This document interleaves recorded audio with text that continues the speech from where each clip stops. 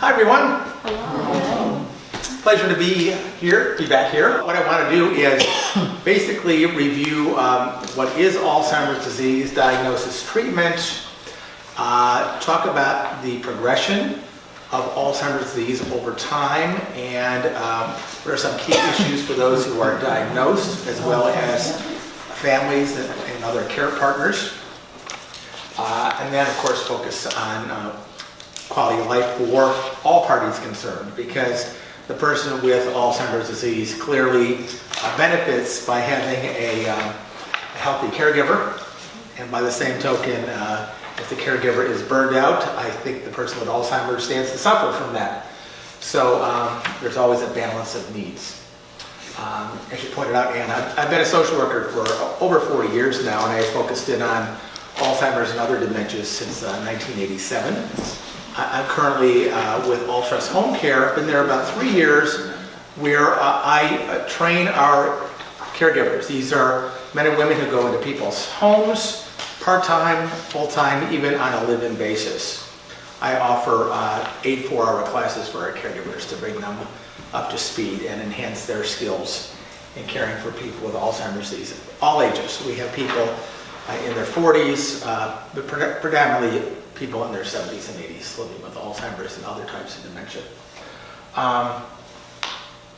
So that's my agenda. Let me start with this term dementia, which you've already used this evening, all right? It's sort of a funny term, but it is really an umbrella term for a variety of brain diseases.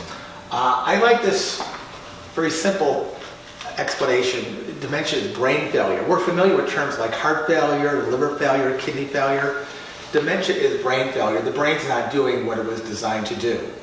And it's usually due to a chronic disease or diseases that unfortunately are incurable at this point in time. And there's a great deal of mystery here.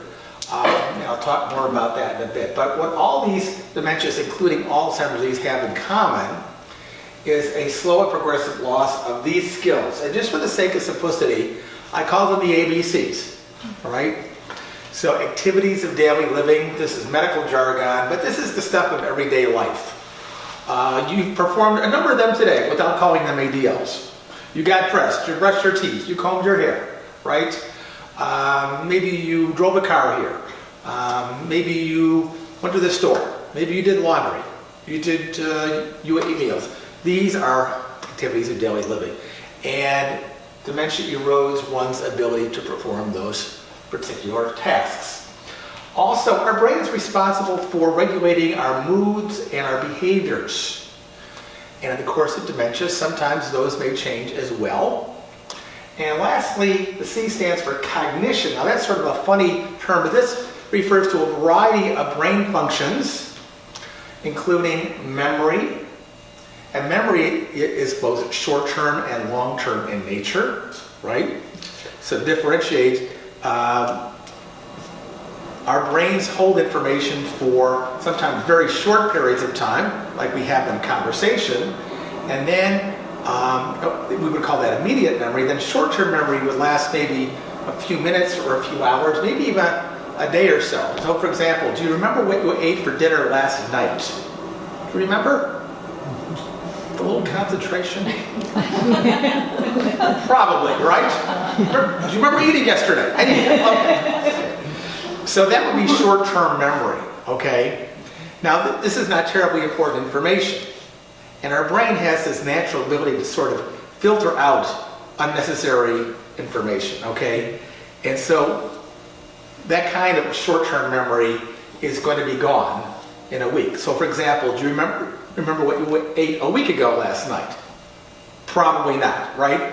Again, trivial information, right? But there are some facts that we hold on for a long time.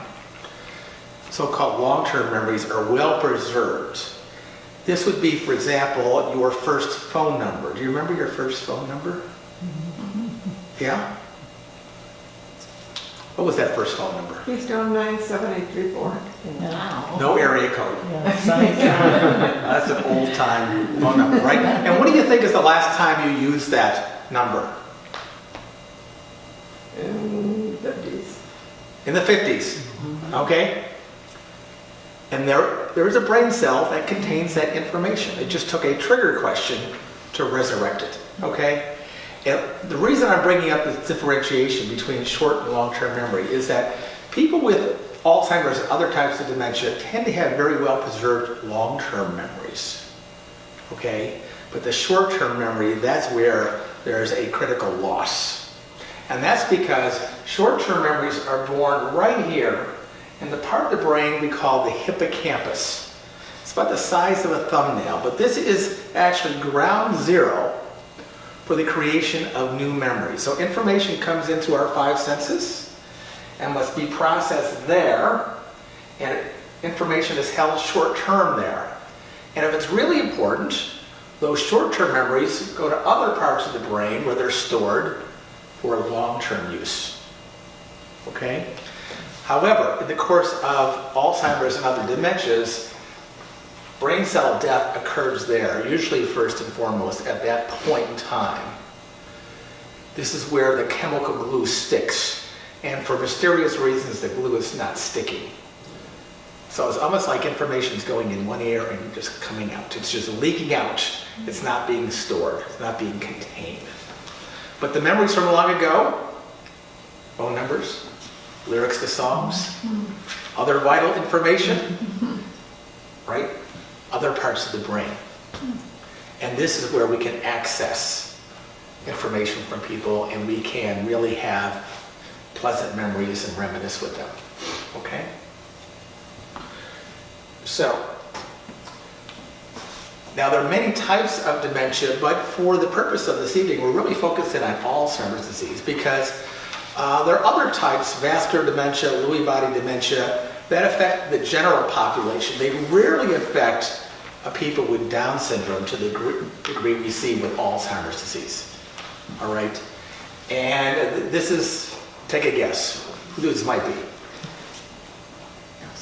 That is Dr. Alzheimer, exactly. Right?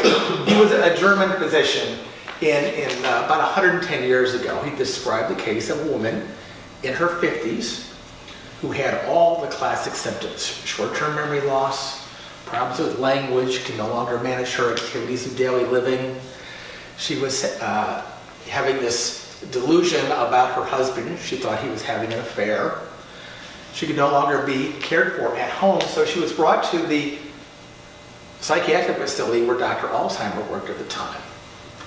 And upon her death, at age 54, he examined her brain and he described within her brain these tiny abnormalities that he called plaques and tangles. So these are naturally occurring proteins that for unknown reason build up in the brain, sort of gunk up the works, and destroy these brain cells, particularly starting in the hippocampus, and then spreading throughout the brain, almost like an infectious disease process. But it's not infection, all right? If it was an infection, we could knock it out with, some kind of antibiotic. There's other types of pathology that have been described since he first described it over 110 years ago. In fact, there's a lot of complexity here. And that's why we don't have effective treatments, which I'll talk about in a moment, and why we don't have a cure. We're not even sure of all the different causes. All right, when I first started out in this field a long, long time ago, they thought maybe aluminum was the culprit, right? And so people were abandoning their aluminum pots and pans, right? But there's no single cause here. You remember that, right? Yeah, there's no single cause. And if only it was a single cause, we'd be able to knock it out with some kind of a drug, right? There's many, many different factors. And it's likely due to the interaction of many genetic factors, the DNA we inherit from both mother and father, as well as our prior ancestors, that predisposes to different illnesses, as well as other risk factors. So one of the key risk factors is getting old. The older you get, the more likely you are to develop Alzheimer's disease. So age is a significant risk factor here.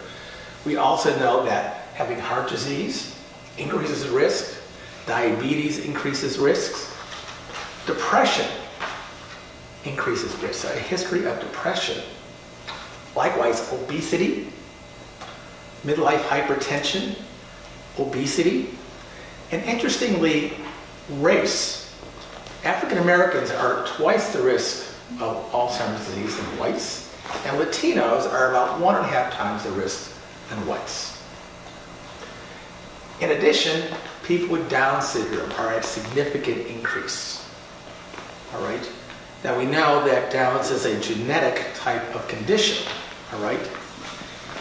However, we're not quite sure why that chromosome has got anything to do with Alzheimer's disease later in the lives of people with Down syndrome. A lot of mystery here. So I welcome research of all types, psychosocial, environmental, biomedical. Because unfortunately, I think we are a long ways off from really understanding all the complexity here and then coming up with effective treatments and cures. Nowadays, the real promising research is being done in this area of risk factors and trying to mitigate risk. So think of it this way, back in the 1960s, the U.S. Surgeon General declared that lung cancers are significantly due to what? Smoking tobacco. And that's when all the bans on television commercials came about and the warnings on cigarette packages. And overnight, we began to mount this public health campaign that reduced the risk of lung cancer in the United States. Okay?